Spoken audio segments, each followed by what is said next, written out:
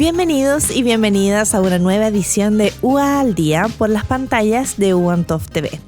Hoy les damos la bienvenida a una edición bastante especial de este programa. Ya van a entender por qué, y es porque nos acompañan dos invitados, vienen de Brasil. A mi izquierda, André Ribeiro, y a mi derecha, Neiva de Aquino. Ambos son docentes e investigadores de la Universidad Federal de Santa Catarina en Brasil.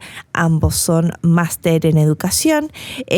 Neiva es doctora en educación especial y André es doctor en lingüística aplicada, y vamos a estar conversando sobre los importantes desafíos que han tenido en Brasil para la impulsión de la educación bilingüe, la educación inclusiva y la enseñanza en lengua de señas brasilera, en su sigla Libras. Muchas gracias por acompañarnos en este estudio. Gracias a ti por la invitación. Estar acá en la universidad y que nos haya invitado a esta entrevista va a permitir que las personas puedan tener este acceso a lo que es la cultura sorda. Mi seña es así, yo soy André Reicher y gracias por la invitación. Mucho gusto también estar acá conversando, compartiendo un poco de nuestra experiencia allá en Brasil. Y mi seña es así, soy Neiva.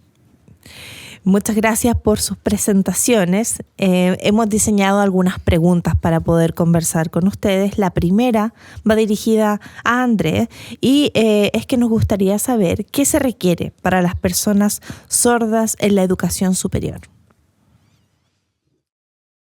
Lo primero, se requiere accesibilidad.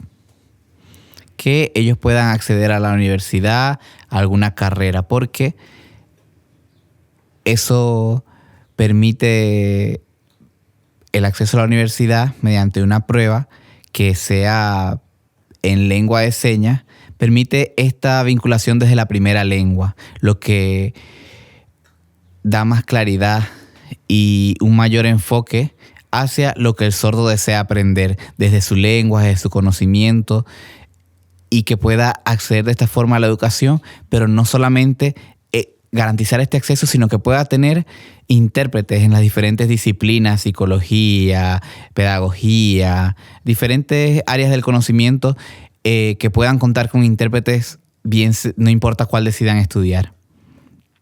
Además, debe haber un servicio o un centro de apoyo para estas personas o estudiantes sordos que pueda ayudarlos en todo lo que es la escritura y la lengua escrita del español, porque los profesores no conocen cómo comprende el sordo, cómo escribe el sordo, cómo evaluar a un sordo, qué materiales requiere, y eso es lo que este centro de apoyo va a permitir, ligado por supuesto a lo que es el servicio de interpretación. Ambas cosas son necesarias para que de manera conjunta permitan el desarrollo de las personas sordas desde su lengua de señas, y el enfocarse en eso les permita avanzar y progresar en un área del conocimiento específica en la que se puedan desenvolver, en la que puedan trabajar.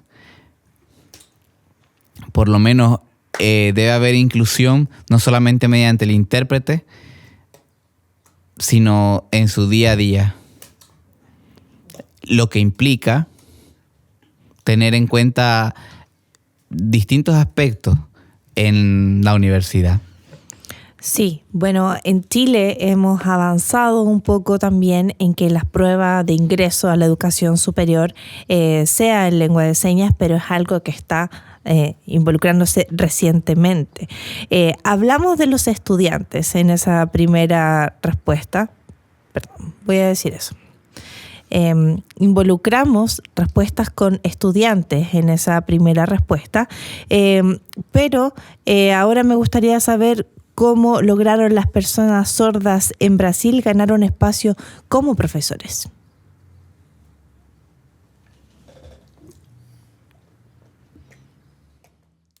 Sinceramente, lo primero fue garantizar el derecho a la accesibilidad. Parece que eso con el tiempo permitió que hubiesen profesores sordos, al haber profesores sordos profesionales,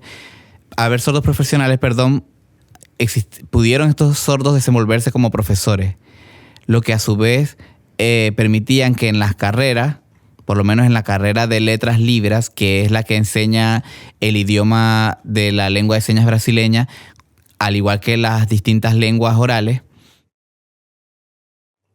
se enfocaba en la enseñanza y titulación de profesionales en esta área. Esto a su vez permitió una especie de licenciatura que existe en Brasil para las personas que desean desenvolverse como intérpretes y traductores. Entonces, esta formación y esta titulación en estas dos áreas fue aumentando el número de profesionales en la Universidad de Santa Catarina y permitió que existieran los primeros 19 profesionales sordos que trabajaran como profesores dentro de la universidad. Entonces, en el departamento de lengua de señas están estos profesionales y ellos han desarrollado unas carreras como magísteres, doctores, y esto ha permitido que puedan ser académicos y puedan prestar este servicio en la universidad. Hay alrededor de 370 profesores sordos a nivel nacional contratados de forma efectiva, que son profesores de planta. Entonces, 400 sordos ya han logrado el título de magíster y más o menos 160 el título de doctores. Entonces, eso ha multiplicado el número de profesionales sordos y es lo que tenemos actualmente en Brasil. Bien, ahí abordamos en las respuestas de André todo lo que tenía que ver con la educación superior y también con profesores, ¿cierto? Pero esto sin duda es parte del desarrollo de una persona y por eso me gustaría que Neiva se refiriera a qué se requiere para contribuir con el desarrollo del lenguaje, pero en niñas y niños sordos. De acuerdo. Para los niños sordos lo más importante, lo primero que se empezó a desarrollar es ver dónde estaban estas personas sordas. Entonces ahí juega un rol muy importante el fonoaudiólogo, que es el que hace este diagnóstico de los niños sordos y sus necesidades principales. En el área de salud, los fonoaudiólogos deben tener este enfoque lingüístico de la lengua de señas y como parte de la adquisición del lenguaje, al entender que la lengua de señas es la primera lengua de las personas sordas. Una vez que el fonoaudiólogo entienda esto, se puede desarrollar de mejor manera, como ocurrió en Brasil. A partir de la ley de lengua de señas brasileña, los fonoaudiólogos estaban obligados a estudiar lengua de señas. Entonces, en el currículo estaba esta asignatura y esto permitió abrir ese conocimiento, ese espacio sobre la importancia de esta lengua para la adquisición del lenguaje de la persona sorda. Y lo segundo es el área del desarrollo de la lengua de señas en los familiares, ya que los familiares de las personas sordas son oyentes y no tienen lengua de señas. Ellos deben adquirir esa lengua de señas y muchas veces tienen miedo, muchas veces no quieren, piensan que cómo van a hacer estando en un mundo de oyentes, pero igual ellos deben tratar de desarrollar esta lengua de señas que igual les suma en su conocimiento y les permite adquirir este conocimiento de lo que es la persona sorda, su cultura y estos temas relacionados.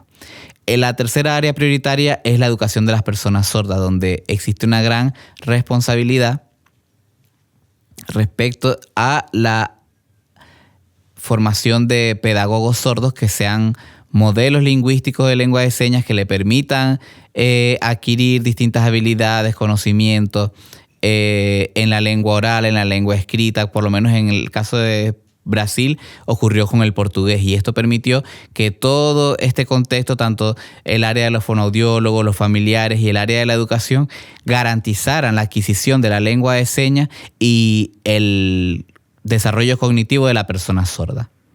Si se hace esta privación lingüística de las personas sordas, al no permitirles el desarrollo de la lengua de señas, va a ser más tardío la adquisición del lenguaje y entonces no va a poder tener un desarrollo del mismo modo que lo tienen las personas oyentes.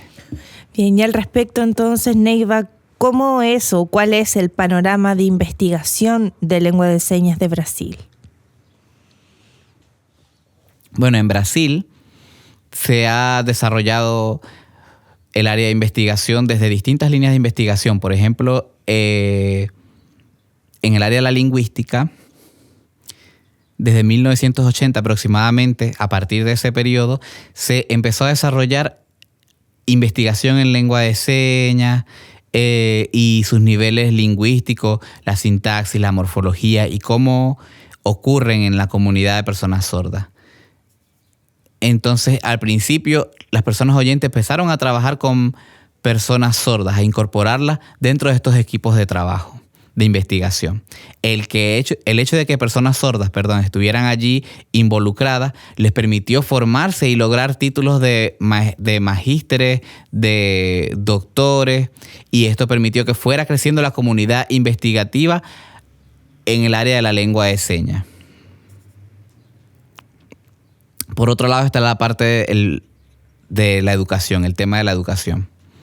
Investigación en educación, en adquisición de lenguaje, investigación en escritura del portugués como segunda lengua, investigaciones en inclusión educativa mediante el proceso de interpretación.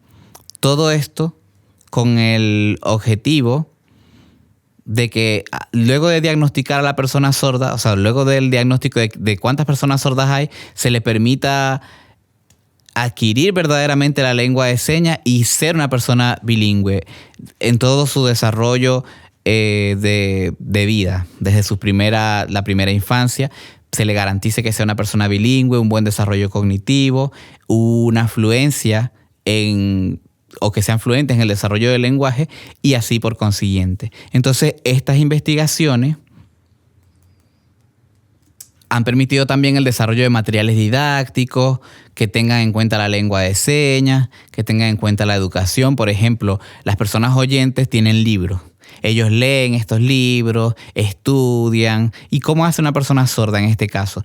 En el caso de las personas sordas hay literatura en lengua de señas que se pueden ver en dispositivos electrónicos para que ellos vean cómo ocurre la lengua de señas. Entonces, es una manera de equiparar estas condiciones con las condiciones de las personas oyentes.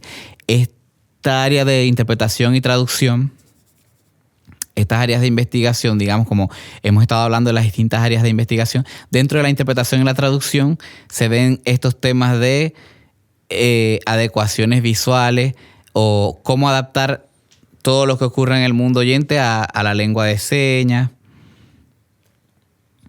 trabajo con traductores sordos. Hay muchos temas, muchas áreas que necesitan irse desarrollando y por lo menos se fueron desarrollando en Brasil de ese modo. Bueno, para ir finalizando esta entrevista respecto al tiempo que tenemos, me gustaría ahora hacer una pregunta para que puedan tanto Neiva como André referirse a la respuesta. Y es, ¿qué elementos creen que se debe considerar para trabajar en educación con personas sordas? Lo primero es desarrollar la visualidad. Es lo más principal, porque las personas sordas nacemos sin el sentido de la audición y lo que desarrollamos es el sentido de la visualidad. Entonces, en el caso de los oyentes, ellos tienen la oralidad, los sordos tenemos la visualidad y es importante, muy importante tener en cuenta eso, cómo aprendemos mediante pares sordos, cómo los líderes sordos, las diferentes personas sordas dentro de la comunidad influyen en mi formación, en mi identidad, en la adquisición, mi formación como persona. Del mismo modo que ocurre en las personas oyentes al desarrollarse con personas oyentes. Entonces es importante que tengan este contacto con las personas sordas como primera medida. Complementando lo que dice André respecto al tema de la visualidad, tal cual las personas sordas necesitan esta fluencia en la lengua de señas, Por lo tanto, los materiales didácticos, los juegos, los cuentos, tienen que ser en lengua de señas.